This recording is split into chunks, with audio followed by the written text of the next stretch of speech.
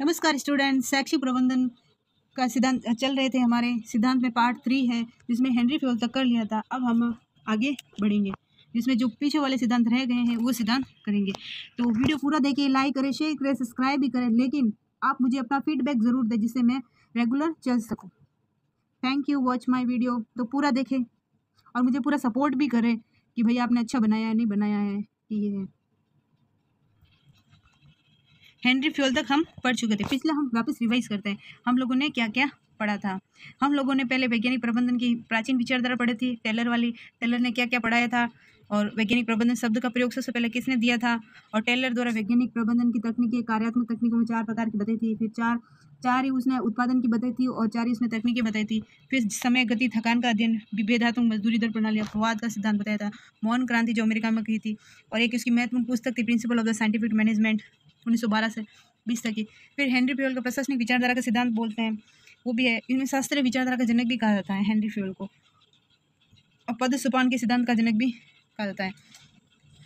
नहीं, पद सोपान के आदेश की एकता का सिद्धांत की जनक हेनरी फ्योल फ्रांस का माइनिंग इंजीनियर था। उसकी महत्वपूर्ण पुस्तक जनरल इंडस्ट्रियल मैनेजमेंट थी। इन्होंने 6 प्रकार की क्रियाएं बताई। सबसे इंपॉर्टेंट क्रिया थी प्रबंधकीय क्रिया। प्रबंधकीय क्रिया में पीओसीसी सिद्धांत दिया था, जिसमें पीओसीसी में planning, organization, command, coordination and control. और इसके अलावा ने 14 सिद्धांत बताए थे। सबसे इंपॉर्टेंट का सिद्धांत मैंने आपको बताया था आदेश की एकता का सिद्धांत। इसको आदेश की एकता का जनक भी कहा जाता है। आदेश कितने व्यक्ति द्वारा दिया जाता है? एक व्यक्ति द्वारा। और निर्देश की एकता में अलग अलग ब्रांच में अलग अलग डायरेक्शन देना, अलग अलग व्यक्ति द्वारा वो करना, फीड करना। ये देखो, पद सोपान का सिद्धांत मैंने कहा था ना, उसमें ये आ गया। अब आपका सिद्धांत है शास्त्रीय विचारधारा का सिद्धांत। लूथर गुलिक ने दिया था। शास्त्रीय विचारधारा के सिद्धांत का जनक हेनरी फ्योल, लेकिन शास्त्रीय विचारधारा का सिद्धांत दिया किसने है? लूथर गुलिक ने। और हेनरी फ्योल ने प्रशासनिक विचारधारा का सिद्धांत दिया था। लूथर गुलिक एवं उर्विक ने अपनी पुस्तक paper on the science of administrations, ये एडमिनिस्ट्रेशन नहीं है, एडमिनिस्ट्रेशंस है, इंग्लिश में आप देख लेना, इतनी तो इंग्लिश आती है। एडमिनिस्ट्रेशन पूरी स्पेलिंग देख लें। तो paper on the science of administration, ये इंपॉर्टेंट पुस्तक है, महत्वपूर्ण किताब है ये। Paper on the science of administration 1937 में संगठन की क्लास की विचारधारा का सार प्रस्तुत किया था। हेनरी, इस विचारधारा के विकास में कौन कौन थे आप देख लो एक बार, क्योंकि शास्त्रीय विचारधारा का जनक भी गुलिक हेनरी फ्योल को माना जाता है। हेनरी फ्योल था, लूथर गुलिक था, उर्विक था, मूने था एवं रेले था। ये 4 इंपॉर्टेंट है। ये क्वेश्चन बन चुका है, अभी हाल ही में क्वेश्चन बना था कोई एग्जाम में, शायद फर्स्ट ग्रेड के एग्जाम में बना था। शास्त्रीय विचारधारा से संबंधित नहीं है, उसमें ये था। 4 ऑप्शंस दिए थे, हेनरी फ्योल, लूथर गुलिक एवं उर्विक, मूने एवं रेले, और एक और ऑप्शंस था। 4 ऑप्शंस थे, उसमें से इससे संबंधित नहीं है, तो वो ये था 4th नंबर वाला। ये आप देखना आराम से, वापस 1-2-3 बार देख लेना वीडियो, जिससे आपका कॉन्सेप्ट अच्छे से क्लियर हो जाए। अब ये सिद्धांत भी बड़ा इंपॉर्टेंट है। पोस्ट कॉर्ब का सिद्धांत किसने दिया? हर एक पोस्ट कॉर्ब के सिद्धांत में गोल हो जाता है, वो सोचता है कि हेनरी फ्योल ने दिया। हेनरी फ्योल ने तो पीओसीसी दिया था, POCC वाला दिया था सिद्धांत। पोस्ट कॉर्ब का सिद्धांत लूथर गुलिक और उर्विक ने दिया है। वैसे तो गुलिक ही है, लेकिन वैसे देखो तो लूथर गुलिक और उर्विक ने दिया है। पोस्ट कॉर्ब में क्या है? Planning, organization, staffing, directing, coordination, reporting and budgeting, यानी बजट बनाना, अंतिम जो होता है उसका बजट बनाना। तो इसमें जो ये सिद्धांत दिया ना, planning, organize, staffing, directing, coordinations, reporting यानी प्रतिवेदन तैयार करना, बजटिंग यानी बजट का निर्माण करना, ये बड़े इंपॉर्टेंट है। ठीक है, इसमें से क्वेश्चन ऐसे सीक्वेंस से ही पूछता है। बाकी ऐसे हमेशा ऐसा क्वेश्चन आता है, पोस्ट कॉर्ब, पीओसी, पोस्ट कॉर्ब लिख लेते हैं, फिर इसमें से पूछता है कि एस का मतलब क्या है, पी का मतलब क्या है, ओ का मतलब क्या है, सी का मतलब क्या है, ऐसे पूछते हैं। सीक्वेंस इसमें नहीं पूछते, सीक्वेंस हेनरी फ्योल वाले में से पूछते हैं। ठीक है, लूथर गुलिक ने प्रबंधन के 10 सिद्धांतों का प्रतिपादन किया है। अब 10 सिद्धांत कौन कौन से हैं? कार्य विभाजन का सिद्धांत, मतलब कार्य विशिष्टीकरण या विभाजन, कुछ भी बोल सकते हैं। कार्य को इकाइयों में बांट देते हैं और उसके अनुसार व्यक्ति को सौंप देते हैं। फिर है विभाग के संगठन के आधार पर, विभागों में संगठन होते हैं अलग अलग, इनका पर्पोज क्या है, उनकी प्रक्रिया क्या है, व्यक्ति और क्षेत्र, इनके विभाग के संगठन के आधार पर बताएं अलग अलग। जिसे 4P कहा जाता है इसको। 4P यानी पर्पोज, उद्देश्य पर्पोज, प्रक्रिया प्रोसेस, पर्सन व्यक्ति, प्लेस क्षेत्र, ये है इनसे रिलेटेड। पद सोपान द्वारा कोऑर्डिनेशन समन्वय है ना, पदों की अलग अलग श्रृंखला होती है और व्यक्ति के कार्य और दायित्व निर्धारित होते हैं। सचेत समन्वय, सचेत समन्वय नहीं, सभी कार्यों और लक्ष्य को समन्वित करना, उसके उद्देश्य कार्य समितियों द्वारा, ऐसा नहीं, सचेत समन्वय, सचेत यानी संगठन के सभी कार्यों और लक्ष्य को क्वेश्चन आ सकता है ऐसे। समितियों द्वारा समन्वय, समितियां होती हैं उनके द्वारा कोऑर्डिनेशन किया जाता है। विकेंद्रीकरण पाया जाता है। आप ये बताना, हमारे जो भारत है ना, भारत में कौन सी प्रबंधन की कौन सी व्यवस्था है, केंद्रीकरण है या फिर विकेंद्रीकरण है, ये मुझे बताना आप। ये आपका क्वेश्चन है। आदेश की एकता यानी उच्च अधिकारी द्वारा आदेश देना। सूत्र में स्टाफ एक सैन्य अवधारणा है जो सूत्र से ऐसे लोगों की नीति निर्माण से आदेश देते, निर्णय देते तथा स्टाफ से ऐसे सूत्र को सहायता में परामर्श देना। प्रत्यायोजन यानी डेलीगेशंस यानी अन्य व्यक्ति को अपने कार्य कुछ भाग आवश्यक अधिकार सहित सौंपना, यह है प्रत्यायोजन। ये साइंस की भाषा में पढ़ते हैं ना कि ये साइंस की लैंग्वेज में हम लोग पढ़ते हैं कि ये शरीर का कोई अंग है, जैसे उसको प्रत्यारोपित कर दिया कुछ, तो वो प्रत्यारोपित वही है, कार्य का इधर कुछ शर्तों के साथ किसी को दे दिया। वर्ड में थोड़ा सा डिफरेंट है, बाकी वही चीज़ें हैं। नियंत्रण का क्षेत्र मतलब नियंत्रण, स्पेन ऑफ कंट्रोल यानी अधीनस्थ कर्मचारियों का आदर्श संख्या जिन पर एक उच्च अधिकारी कारगर ढंग से नियंत्रण कर सके, मतलब अधिकारी नेता अच्छा होना चाहिए, नियंत्रण कंट्रोलर अच्छा होना चाहिए। उर्विक ने द एलिमेंट ऑफ एडमिनिस्ट्रेशन में 8 सिद्धांतों का वर्णन किया है। 8 सिद्धांत कौन कौन से हैं? उद्देश्य का सिद्धांत, नियंत्रण का क्षेत्र, परिभाषा का सिद्धांत, समन्वय का सिद्धांत, समानता का सिद्धांत, उत्तरदायित्व का सिद्धांत, स्केलर, श्रृंखला का सिद्धांत, ये श्रृंखला है, मिस्टेक हो गई, ये श्रृंखला है, श्रृंखला का सिद्धांत, विशिष्टीकरण का सिद्धांत।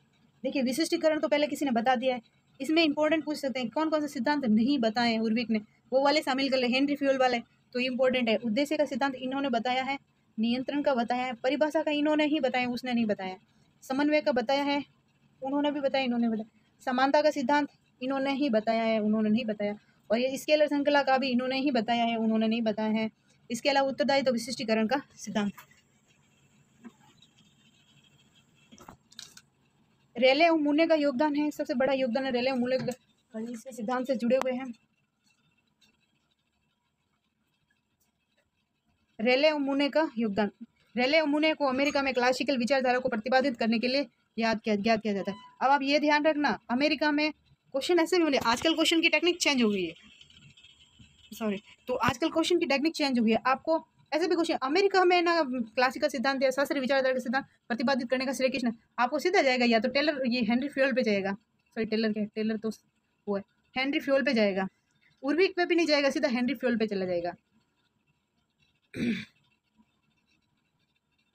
तो आपको वहाँ पे ध्यान रखना है, क्लासिकल विचार रेले एवं मूने हैं। मूने एवं रेले ने 4 सिद्धांत प्रस्तुत किए थे। एक तो कार्यात्मक विभेदीकरण का सिद्धांत, समन्वय का सिद्धांत, स्केलर प्रक्रिया के सिद्धांत, सूत्र एवं स्टाफ का सिद्धांत, ये इन्होंने दिया है। इसके आगे है नौकरशाही का सिद्धांत जो मैक्स वेबर देता है, बैनर नहीं है, वेबर है, मिस्टेक पता नहीं कैसे हो जाती है, बहुत बारीकी से ध्यान रखना तो भी हो जाता है, वेबर है ना, ध्यान रखना, मैक्स वेबर।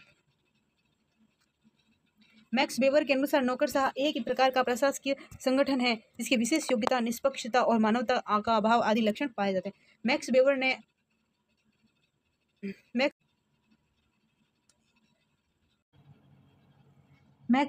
ने नौकरशाह मॉडल सत्ता या प्राधिकार के आधार पर प्रस्तुत करता है, ये बड़ा इंपॉर्टेंट है। सत्ता या प्राधिकार बराबर शक्ति प्लस वैधता, ये भी क्वेश्चन आ चुका है कि किसने दिया, ये पॉलिटिकल साइंस में आता है, सब्जेक्ट में आ चुका है। और फिर इन्होंने 3 प्रकार के प्राधिकार और सत्ता बताई, परंपरागत, करिश्माई, वैधानिक या कानूनी सत्ता। परंपरागत वो होती है जिसमें राजा आदेश देता है, करिश्माई वो होती है जो धर्म से रिलेटेड, चर्च गुरु, धर्मगुरु वगैरह वो आदेश देते हैं, वो है, वर्तमान दौर में देख सकते हैं आप। और वैधानिक कानूनी सत्ता है जो आधुनिक समय में सबसे इम्पोर्टेंट है। कानून का आधार क्या होता है, सॉरी ये आदेशों का आधार क्या होता है, कानून द्वारा पालन करवाना। मैक्स वेबर ने ए theory of social and economic organisations में विधिक तार्किक पदाधिकारी युक्त नौकरशाह संगठन का आदर्श प्रस्तुत किया है।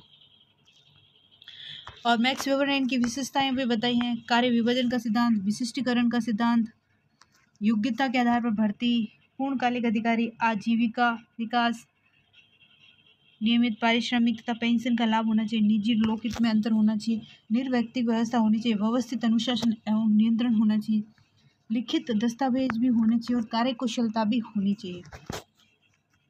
ठीक है, आगे है 5 नंबर का आपका मानव संबंधी विचारधारा। ये बड़ा इंपॉर्टेंट है, एल्टन मेयो का सिद्धांत 5वां। इसमें से हमेशा क्वेश्चन आता है। एल्टन में क्वेश्चन ये बनता है इसमें कि मानवीय संबंधी विचारधारा प्रबंधन में किसने दी थी, तो एल्टन मेयो ने दी थी। ये इंपॉर्टेंट क्वेश्चन है। और एक आता है कि हार्टोन का सिद्धांत किसने दिया था, तो ये भी है ना एल्टन मेयो का ही सिद्धांत। इसके बारे में पढ़ेंगे, हार्टोन क्या है क्या नहीं है। ठीक है, मानव संबंधों का अर्थ कार्मिकों के उन संबंधों से है जो कानूनी नियमों द्वारा नियंत्रित नहीं होते बल्कि नैतिक और मनोवैज्ञानिक तत्वों से संबंधित होते हैं। बड़ा इंपॉर्टेंट है, बड़ा इंपॉर्टेंट है, बड़ा इंपॉर्टेंट है। जो प्रबंधक एवं कर्मचारियों के साथ काम करने पर अपने आप ही बन जाते हैं। युद्ध में नैतिकता होती है। कोई कहता है व्यवहारिक रूप से किसी से मतलब आपका कोई फ्रेंड हो या कोई भी सर्किल हो ना, तो उसमें आपके क्या बन जाते, हमारा खुद का अंदर का मन बोलता है कि भाई ये हमारे साथ फ्रेंडशिप करे, ये हमारे साथ रहे, हमारे साथ इनके संबंध अच्छे रहे, नैतिक संबंध हो। तो ये सब है ना, ये एल्टन मेयो ने बता दिए थे। तो ये है मनोवैज्ञानिक और नैतिक तत्वों से संबंधित होते हैं जो प्रबंधक एवं कर्मचारियों के साथ काम करने पर अपने आप ही बन जाते हैं। अब हार्टोन का सिद्धांत क्या है? एल्टन मेयो मानव संबंधी विचारधारा से जुड़े महत्वपूर्ण प्रशासनिक चिंतक है। मेयो और उनके साथियों ने हार्टोन प्रयोग को मानव संबंधी विचारधारा की आधारशिला रखी है और इस विचारधारा का मौलिक उद्देश्य श्रमिकों के उत्पादन एवं संतुष्टि पर भौतिक एवं यांत्रिक कारकों के प्रभाव का परीक्षण करना, जिनके ऊपर टेलर ने सबसे अधिक बल दिया था। टेलर ने बल दिया था भौतिक और यांत्रिक कारकों पर, उनका परीक्षण करके उसके ऊपर उत्पादन और संतुष्टि का परीक्षण किया था। अब एल्टन मेयो ने ना अपने जो ये हार्टोन का सिद्धांत भी बोल सकते हैं एल्टन मेयो का, और इसका ना एल्टन मेयो ने 4 महत्वपूर्ण प्रयोग किए थे। कभी कभी नेट के यूजीसी नेट पर पूछा जाता है कि हार्टोन का प्रयोग कब किया गया था, तो ये 1924 से लेके 32 तक। और इसको हार्टोन के प्रयोग में 4 प्रयोग किए गए थे। एक तो प्रकाश का प्रयोग किया था, रेले असेंबली टेस्ट रूम का प्रयोग किया था, साक्षात्कार अध्ययन किया था, फिर अवलोकन किया था। और इसमें मैंने ये जो इसमें आप डेट देख रहे हैं, ये सन देख रहे हैं ना, 1994 से 1927, 1927 से 28 से 31 तो ये भी क्वेश्चन पूछा जा चुका है। प्रकाश पर प्रयोग किसने किया था, किस समय किया था, ये जिग जैग में क्वेश्चन बना हुआ है ना, तो ये ना ध्यान रखना कब किया था। प्रकाश पर प्रयोग क्या है? प्रकाश का प्रयोग क्या है कि मतलब कार्य या दक्षता पर पड़ने वाले प्रभावों का अध्ययन है कि उसका प्रकाश मतलब उसको प्रकाश में लाने का श्रेय कि कौन सा कार्य उत्पादन बढ़ रहा है, कौन सा कार्य नहीं करने से उत्पादन नहीं बढ़ रहा है। और रेले असेंबली टेस्ट रूम प्रयोग भी इन्होंने एल्टन मेयो ने किया था। मतलब इसका प्रयोग यह है कि भौतिक सुख सुविधा ना उनका प्रभाव नहीं पड़ता है। रेले असेंबली टेस्ट रूम प्रयोग का 1927 से 28 का प्रयोग है। वो कहते हैं कि भौतिक सुख सुविधाओं का ना प्रभाव नहीं पड़ता है, वरन भावना प्रभावित करती है। मतलब जो मनोवैज्ञानिक चीज़ें हैं ना वो प्रभावित करता है। तीसरा साक्षात्कार अध्ययन है, यानी साक्षात्कार यानी कर्मचारियों को इससे बातचीत करके उनको भावनाओं को समझना पड़ता है। और इस अध्ययन के प्रमुख परिणाम ये थे कि किसी भी कर्मचारी को स्वतंत्रतापूर्वक अपने विचार प्रकट कर सकता था, अपनी वेदनाएं रख सकता, जिससे अपने मनोबल में वृद्धि हो और उन्हें भी पता चले कि भाई कौन सी कमी है। अवलोकन अध्ययन, अवलोकन सामूहिक व्यवहार का अध्ययन किया जाता है। यानी इसमें क्या होता है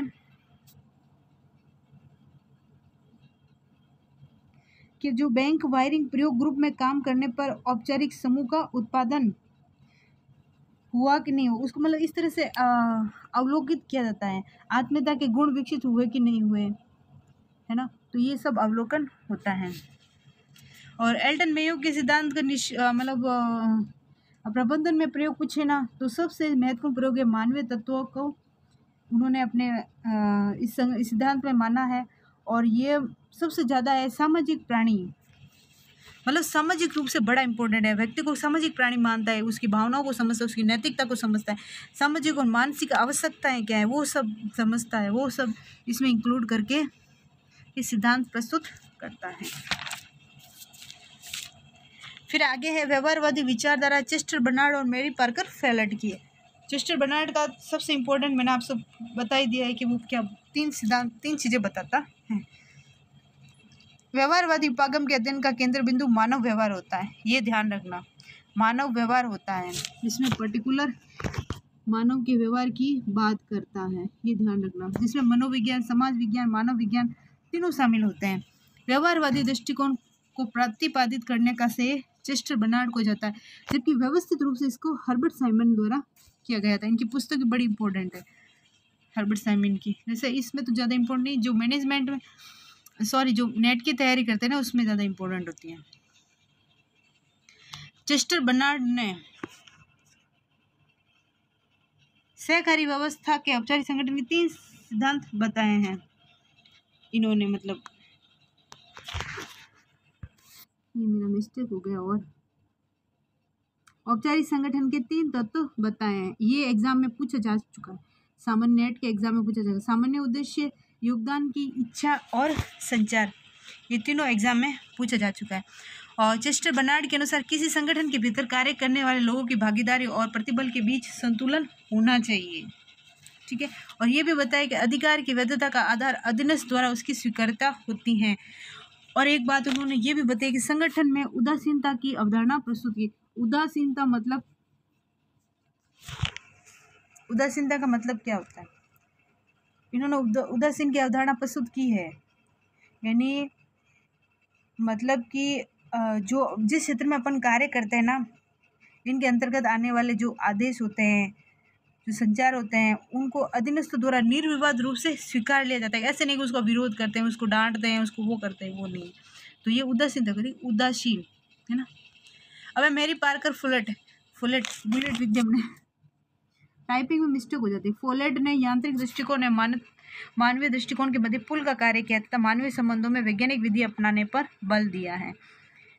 यांत्रिक दृष्टिकोण और मानवीय दृष्टिकोण के मध्य पुल का काम किया है, जबकि यांत्रिक और मानवीय दृष्टिकोण अपनाने वाले सबसे पहले टेलर थे, उनके बीच में वो नींव खत्म करने वाले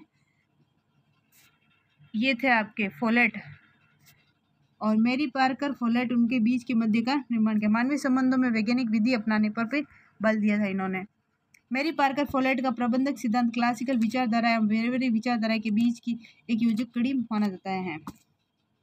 फोलेट का योगदान प्रबंधन के क्षेत्र में होने वाले विवादों के निपटारा एवं संघर्ष के समाधान में महत्वपूर्ण है। संगठन में संघर्ष या विवाद, सत्ता की अवधारणा प्रस्तुत की थी इन्होंने। स्थिति का नियम भी, नेतृत्व विचारधारा और प्रबंधन का व्यवसायीकरण पर भी बल दिया था। यानी इन्होंने सबसे पहले संगठन में संघर्ष यानी विवाद की बात की थी। यानी ये क्या होता है कि संगठन के उच्च अधिकारी द्वारा ना बलपूर्वक ना कार्य करवाए जाते हैं, ये सब जगह होता है, और विवाद होना स्वाभाविक है। और दोनों पक्षों कुछ मांगों को मानकर समझौता करवाया जाता है, और फिर ये समझौता एकीकरण होता है दोनों की इच्छाओं का। तो ये है संगठन में संघर्ष। सत्ता की अवधारणा ये होती है कि भाई सत्ता के स्थान पर कार्य की सत्ता की बात करती है, यानी प्रभुत्व अधिकारी में अंतरिम सत्ता निहित होने के स्थान पर कार्य से उत्पन्न अधिकार की सत्ता होनी चाहिए। क्या सत्ता की अवधारणा प्रस्तुत की है कि पूछ ले मेरी पार्कर फोलेट के अनुसार सत्ता की अवधारणा क्या है। अपन क्या करेंगे, अपन तो ऐसे सोच लेंगे कि भाई है ना ग्रुप के अंदर सत्ता, ग्रुप के अंदर नहीं, कार्यों की सत्ता पर बल दिया इन्होंने, ठीक है। स्थिति के नियम के अनुसार एक व्यक्ति को दूसरे व्यक्ति का आदेश जारी करने नहीं चाहिए, बल्कि परिस्थिति से आदेश लेने पर सहमत होना चाहिए। नेतृत्व विचारधारा में क्या है, नेतृत्व करना प्रभुत्व जमाना नहीं है, बल्कि नेता समूह के एक सदस्य के रूप में होता है जो समूह के हितों की रक्षा करता है, ये होता है नेता। प्रबंधन का व्यवसायीकरण यानी विकसित करने पर जोर दिया है प्रबंधन को। ये बड़े इंपॉर्टेंट पॉइंट्स हैं, आप एक बार वापस स्किप करके वापस देखना। अब है व्यवस्था सिद्धांत तो वैसे दिया किसी ने नहीं है, ये व्यवस्था सिद्धांत है कि ये व्यवस्था सिद्धांत है, व्यवहारवादी है, उसी तरह व्यवस्था भी सिद्धांत है। इसका अन्य नाम भी प्रणाली उपागम और तंत्र उपागम है, ठीक है। इस विचारधारा में किसी संगठन के विभिन्न भागों का अलग अलग अध्ययन करने के बजाय संगठन का अध्ययन एक तंत्र के रूप में, बाहरी वातावरण भाग के रूप में किया जाता है। ये व्यवस्था के रूप में किया जाता है, एक छोटी सी व्यवस्था उसके रूप में किया जाता है अध्ययन। इनके विभिन्न आंतरिक तत्व होते हैं, जैसे तकनीकी, व्यक्ति आदि उपभोक्ताओं की संज्ञा दी। मतलब ये जो तत्व होते हैं ना, संरचना, तकनीकी, व्यक्ति, इनको उपभोक्ताओं की संज्ञा दी है। और व्यवस्था में समस्त उत्सवों का अलग अलग कार्य होता है जो एक दूसरे पर निर्भर होता है। ये है व्यवस्था सिद्धांत। व्यवस्था मतलब व्यवस्था तंत्र, उपागम, यही है और इनका अलग अलग है। अब प्रबंधन में अभिप्रेरणा का सिद्धांत। ये अभिप्रेरणा का सिद्धांत डीपली कभी नहीं पूछा जाता है, वैसे ऐसे ही पूछा जाता है किसका है। जैसे आवश्यकता पदानुक्रम पद सोपान का सिद्धांत इब्राहिम मैस्लो का है, XY सिद्धांत मैकग्रेगर का है और द्विकारक सिद्धांत हसबर्ग का। ये ज़्यादा कुछ देखने की ज़रूरत नहीं है। तो ये आपके सिद्धांत हैं, पूरे हो गए हैं। तो अच्छा लगे तो लाइक करें, शेयर करें और सब्सक्राइब भी करें। मोटिवेशन दे मुझे, पॉजिटिव नेगेटिव सभी प्रकार का मोटिवेशंस दे और मुझे आप बताएं कि मैं रेगुलर रखूँ वीडियो या फिर नहीं रखूँ, क्योंकि आपका फीडबैक कम आ रहा है इस वजह से। तो पूरा फीडबैक दे मुझे। Thank you.